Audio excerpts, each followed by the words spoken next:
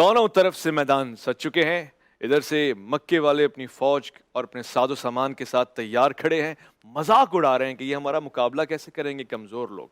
और यहाँ तक कि जब हज़रत सईद अमीर हमज़ा रज़ी अल्लाह ताला अन्हो मैदान में उतरे हैं, दीगर असहाब के साथ तो कहा है कि हमारे बराबर के लोग लेकर आओ ना, कोई बराबर का मेल रखता हो, कोई कुरैशी हो, कोई मक्की हो।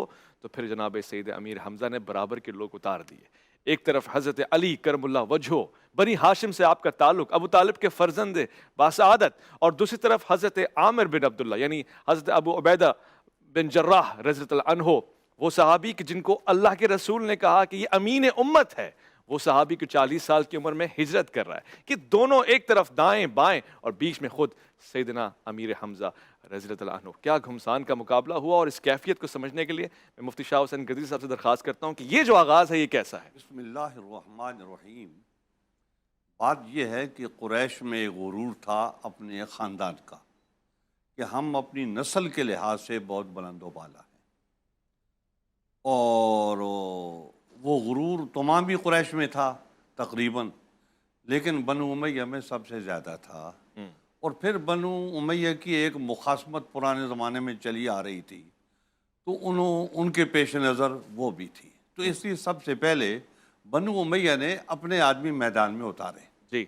हुजूर अकरम सल्लल्लाहु अलैहि वबारक वसल्लम ने अंसार को मुकाबले के लिए भेजा। तो उन्होंने कहा इनसे हम मुकाबला नहीं करते, अच्छा, हमें अपने कुफ का आदमी चाहिए, अपना हमसर चाहिए, अपने जोड़ का आदमी चाहिए। हम अपने से कम मर्तबा जो लोग हैं अल्लाह अल्लाह, हम उनसे लड़ाई नहीं करते। जो है हुजूर अकरम सल्लल्लाहु अलैहि वबारक वसल्लम तक बात पहुंचाई गई। तो आपने हज़रत हमज़ा, हज़रत उबैदा बिन हारिस और हज़रत अली इब्न अबी तालिब को मैदान में उतारा। सुभान अल्लाह। और ये बता दिया कि ये जिनका दावा गुरूर का है, तकब्बुर का है, तो वो अपने मुकाबले में खड़े हैं, और ये अल्लाह के बंदे हैं, और ये अल्लाह के बंदे हमने मुकाबले में उतार दिए, लेकिन नसब के लिहाज से ये उनसे बुलंदो बाला। हुजूर अकरम सल्लल्लाहु अलैहि वबारक वसल्लम के नसब को हर दौर में अहमियत रही है, लेकिन ये जो दौर था, इस दौर में भी हुजूर अकरम सल्लल्लाहु अलैहि वबारक वसल्लम के नसब को एक ख़ास अहमियत थी।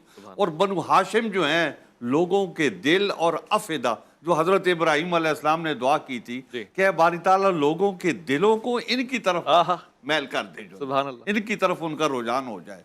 तो बनु हाशिम जो थे, चूँकि उनमें नबी अलैहिस्सलाम थे, तो दूसरे अरब के जितने लोग थे या कुरैश के भी इससे हटके जो लोग थे, तो वो बनु हाशिम की तरफ झुकते थे।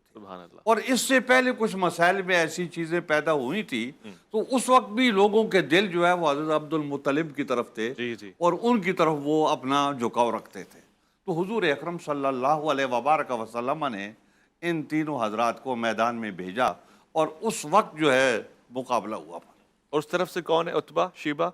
जी हाँ, ये हज़रत हमज़ा बिन अब्दुल मुत्तलिब, हज़रत उबैदा बिन हारिस बिन अब्दुल मुत्तलिब, और हज़रत अली इब्न अबी तालिब बिन अब्दुल मुत्तलिब। अल्लाहु अकबर। यानी यानी हज़रत अब्दुल मुत्तलिब के एक बेटे और दो पोते जो हैं वो बनु उमैया के मुकाबले में आ गए। बनु हाशिम। और उधर जो उन्होंने ऐलान किया, तो उसने कहा मैं उतबा हूँ, और ये मेरा भाई है शैबा है, और ये मेरा बेटा है वलीद जो है। तो उनमें वलीद जो था वो ज़्यादा चाकू चौबंद था, तो हज़रत अली रज़ी अल्लाह तआला अन्हु वलीद के मुकाबले में आए। अल्लाहु अकबर। हज़रत हमज़ा और हज़रत उबैदा बिन हारिस इन दोनों भाइयों के मुकाबले में आए, और मुकाबला जोर का हुआ। सबसे पहले हज़रत हमज़ा ने अपना आदमी गिराया, लेकिन हज़रत अली रज़ी अल्लाह तआला अन्हु की जो जंग हुई वलीद के साथ, तो वो जंगी जो लोग हिकमतें और तलवारों के वार और ये वो जो जानते हैं जो लोग जो है, तो वो उन वारों को जब वो देख रहे थे, तो वो समझ रहे थे कि ये है असल जंग जो है, कि जंग भी कर रहे हैं और उसमें हज़रत अली अपना लुत्फ भी ले रहे हैं। तलवार अगले को मारने से पहले जो तलवार चलाने के गुर होते हैं, हज़रत अली रज़ी अल्लाह तआला अन्हु सारे गुर उसमें ज़हर कर रहे हैं कि ये होती है जंग, और इस तरीके से होती है।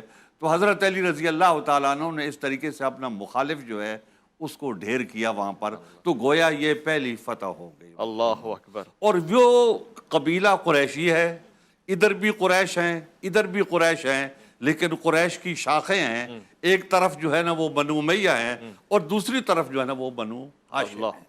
تو حضور اکرم صلی اللہ علیہ وبارک وسلم کے صحابہ اکرام جو ہیں اس وقت سارے یہ منظر دیکھ رہے تھے، اور ظاہر ہے حضور اکرم صلی اللہ علیہ وبارک وسلم کا دل ادھر تھا اور آنکھیں اپنے صحابہ اکرام کے اوپر تھی۔ آپ ان کو بھی دیکھ رہے ہیں اور اپنے دل کی آنکھوں سے ادھر بھی متوجہ ہیں۔ تو حضور اکرم صلی اللہ علیہ وبارک وسلم کے ان قریبیوں نے میدان بدر میں پہلی فتح پائی۔ آپ یوں سمجھ لیں کہ یہ اسلام کی پہلی فتح ہے اور پہلی کامیابی ہے جو اس طریقے سے آمنے سامنے آ کے جو ہے مقابلہ ہوا۔ پھر حضور اکرم صلی اللہ علیہ وبارک وسلم چونکہ آپ رہنمائی فرما رہے تھے تو قائد آپ خود تھے، جنرل آپ خود تھے، حضرت حمزہ جو ہے وہ آپ کے نائب کی حیثیت سے آگے تھے۔ سبحان اللہ۔